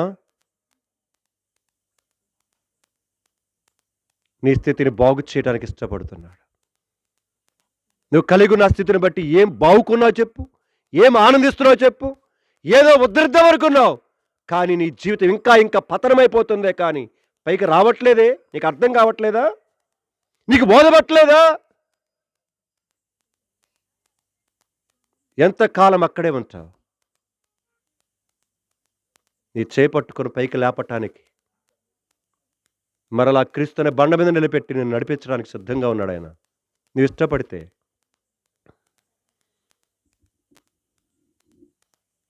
ప్రేమ కలిగిన మా తండ్రి, పరిశుద్ధులైన దేవా నీకే స్తోత్రాలు. చేయబడిన ఈ కొద్ది చిన్న పరిచయం మీరు ముద్రించండి, దీవించండి. మా భారతదేశాన్ని కమ్ముకుంటూ వస్తున్న క్రైస్తవ మీద భయంకరమైన దాడులు ఇప్పటికే మా భారతదేశంలో మణిపూర్ రాష్ట్రం అగ్నిలో తగలబడిపోయింది. క్రైస్తవుల గృహాలు, క్రైస్తవుల కుటుంబాలు బలి అయిపోయినాయి. ప్రభా, ఎంతోమంది ఎప్పటికీ స్టిల్ వారి ఇంటికి పోలేదు, వారి ఇల్లులు లేవు అక్కడ. ప్రభా, నాదులుగా బతుకుతున్నారు. ఎంతోమంది క్రైస్తవ అమ్మాయిలను బట్టలు ఒడదీసి బహిరంగంగా తిప్పితే ఒక్క మినిస్టర్ ప్రభు ఈరోజు వరకు ప్రభదేవ స్టేట్మెంట్ ఇవ్వలేదు. అదయ్యా మా భారతదేశం. ప్రభుని యేసు, ఇప్పటికే ఎంతోమంది క్రైస్తవులు చంపబడ్డారు మా దేశంలో. బట్టలు ఓడదీసి తిప్పారు, తిప్పుతామని బహిరంగంగానే చెప్తున్నారు. అట్టి పరిస్థితులలో మేము జీవిస్తున్నాం. నా దగ్గరకు రాలేదు కదా అని చాలా ధైర్యముతోటి ప్రవర్తిస్తున్నాం మేము. ప్రభు, వారెవరు? మా తోటి సహోదరులు కాదా? తోటి సహోదరులు కాదా వారు? ప్రభుని యేసు కనికరించండి. ప్రేమైన కుటుంబాలలో ఎంతోమంది ఎన్నో రకాల పరిస్థితులలో పడి ఉన్నారు. మా దగ్గర కూడా వచ్చి మమ్మల్ని కూడా పడి ఉన్న స్థితి నుంచి బాడీకి తీసుకురావాలని కోరుతున్నారు. నీకే స్తుతులు, స్తోత్రాలు ప్రభువా. మేము ఉంటే లోకములోనే ఉండాలి, లేకపోతే నీలోనే ఉండాలి. అటు ఒక కాలు ఇటు ఒక కాలు ఊగిసలాడుతూ ఎంతకాలం బతికినా మా బ్రతుకు ద్వారా నీకు ప్రయోజనం లేదు, మాకు ప్రయోజనం లేదు, ఎవరికి ప్రయోజనం లేదు. అయ్యా, కనికరించండి. సహోదరి జీవన సిస్టర్ను జ్ఞాపకం చేసుకుంటున్నాను. ఒంటరి జీవితంలో ఇంతవరకు తన పరిస్థితులను మీరు చూస్తూ ఎప్పటికప్పుడు ఆదుకుంటూ ఆదరిస్తూ నడిపిస్తున్నందుకు నీకు స్తోత్రాలు. తనకిచ్చిన 2 కుమార్తెలు, అల్లుళ్ళు, పిల్లల కొరకు ప్రార్థన చేసుకుంటున్నాను. తన యొక్క అన్నదమ్ముల కొరకు ప్రార్థన చేసుకుంటున్నాను. తన కలిగిన వారందరి కొరకే ప్రార్థన చేసుకుంటున్నాను. ఇంకా ఇంకా ఎవరెవరు ఇంకా రక్షణ మారు మనసు లేని పడిన స్థితిలో, పాపములోని ఉన్న స్థితిలో, అపవిత్రతలో ఉన్న స్థితిలో, కాని కార్యములో ఉన్న స్థితిలోనే ఉంటే వారిని కూడా లేవనెత్తడానికి, బాగు చేయడానికి మీరు వచ్చారు. అయ్యా, లోబట్టానికి సహాయం చేయి. ఎవరైతే రక్షించబడి మారు మనసు పొంది పశ్చాత్తాపడి సరిచేసుకున్నారో వారు మరలా ఎక్కడ పడిపోయిన పరిస్థితులలో ఉన్నారో ప్రభు, వారిని జ్ఞాపకం చేసుకో. అదిగో ఇజ్రాయేలీ ప్రజలు ప్రభు యెహోషువ నెత్తి మీద ప్రభు ధూళిని పోసుకుంటూ బట్టలు చింపుకోవాల్సిన పరిస్థితి ఏర్పడింది. ఎందుకంటే జరిగిన ఘోరమైన అవమానం తట్టుకోలేకపోయాడు. అయ్యా, నీ ఘనమైన నామం, నీ బలమైన నామం అవమానపరచబడుతుందేనమనయ్యా. మాకు అవమానం వచ్చినా పర్వాలేదు, ఈరోజు నీ నామం ఎంత అవమానపరచబడినా పర్వాలేదు. మేము మాత్రం ప్రభు లోకములో ప్రభు మా ప్రెస్టేజ్ తగ్గకూడదు, మా పేరు ప్రఖ్యాతులు కొంచెం భంగం కలగకూడదు. మాకు వారికి ఎంత తేడా ప్రభు. ఈనాడు క్రైస్తవత్వం ఎంత భయంకరమైన దీనమైన పరిస్థితికి దిగజారిపోయింది. అందుకొని నువ్వు వెచ్చగా ఉన్నావు లదువగదికియా సంఘమా, జాగ్రత్త. నేను నీలోకి రావాలని కోరుకుంటున్నాను. తీస్తావా నీ హృదయమైన వాక్యాలను తెరుస్తావా అని మీరు బ్రతిమలు ఆడుకుంటున్నారు. ఈ సమయంలో ప్రేమైన కుటుంబస్తులు, బంధువుల కొరకు, రక్త సంబంధులు, తోబుట్టువుల కొరకు, దూరంలో దగ్గరలో వారి కొరకు, అందరి కొరకు ప్రార్థిస్తున్నాను. ప్రభు సహాయం చేయండి. ఇంకా మీరు మరో అవకాశం ఇచ్చారు. ఈ 2025 సంవత్సరం ఫిబ్రవరి మాసం 8వ తారీఖు ఈ రాత్రి వేళ 9:30 వరకు ప్రభు కాపాడారు. ప్రభు రేపు మాది కాదు. ఇంతవరకు మీరు ఇచ్చిన క్షేమాన్ని సరైన విధంగా వాడుకుంటూ ప్రభుదేవ సరి చేసుకుంటూ నీ సిలువను మోయటానికి సహాయం చేయి. ప్రేమైన కుటుంబంలో ఇంకెవరి రక్షణ మారు మనసు పొందలేదు వారందరి కొరకు ప్రార్థిస్తున్నాం. వారి అవసరాల కొరకు ప్రార్థిస్తున్నాం. వారి భవిష్యత్తు కొరకే, వారి చదువుల కొరకే, వారి ఆరోగ్యాల కొరకే ప్రార్థిస్తుంటున్నాం. ఎక్కడ ఉన్నా నీ కొరకైన సాక్షులుగా నిలబెట్టండి. మరొక్కసారి మరియమ్మ కొరకు, తన భర్త కొరకు, బిడ్డల కొరకు, ఆయన మేరీ పాల కొరకు, డేవిడ్ కొరకు, తన పిల్లల కొరకు, అలానే అయ్యన్ గారు జ్ఞాపకం చేసుకుంటున్నాను. తనకు కూడా మీరు ఇచ్చిన కొంచెం నెమ్మదిని బట్టి స్తోత్రాలు. అలాగే తన భార్య కొరకు, అలాగే మిగతా తమ్ముళ్ళ కొరకు కూడా ప్రార్థిస్తున్న సహాయించారు. వారి కుటుంబాల పరిస్థితుల కొరకు ప్రార్థిస్తుంటున్నాను. చేరి వచ్చిన వారిని కూడా కనికరించని సహాయం చేయండి. మీరు ఆదరించే నీ హస్తమును కోరుకుంటూ నీ బిడ్డలు ప్రేమించి తెచ్చుకున్నట్టు నీ యొక్క ఫలాలను ప్రభు మీరు పరిశుద్ధపరచని దీవించండి. ఎక్కడ ఎలాంటి లోటు లేకుండా సహాయం చేయండి. నీ యొక్క రుచిని ప్రభు మాకు దయచేయండి. నీ ప్రేమను అనిపించడానికి సహాయం చేయి. ప్రభువును మా రక్షకుడైన యేసుక్రీస్తు ప్రభు వారి యొక్క శక్తుల నామమున వందనములు చెల్లించి ప్రార్థిస్తున్నాం తండ్రి. తండ్రి అయిన దేవుని యొక్క ప్రేమయు, కుమారుడైన ప్రభువు యేసుక్రీస్తు వారి కృపయు, పరిశుద్ధాత్మ నిన్ను సహవాసం చేయని మనకును, సర్వలోక తన బిడ్డలకును, ప్రత్యేకంగా సహోదరికిని, ఇద్దరు కుమార్తెల వారి కుటుంబాల బిడ్డలకును సర్వకాలము తోడై ఉండునుగాక. ఆమేన్.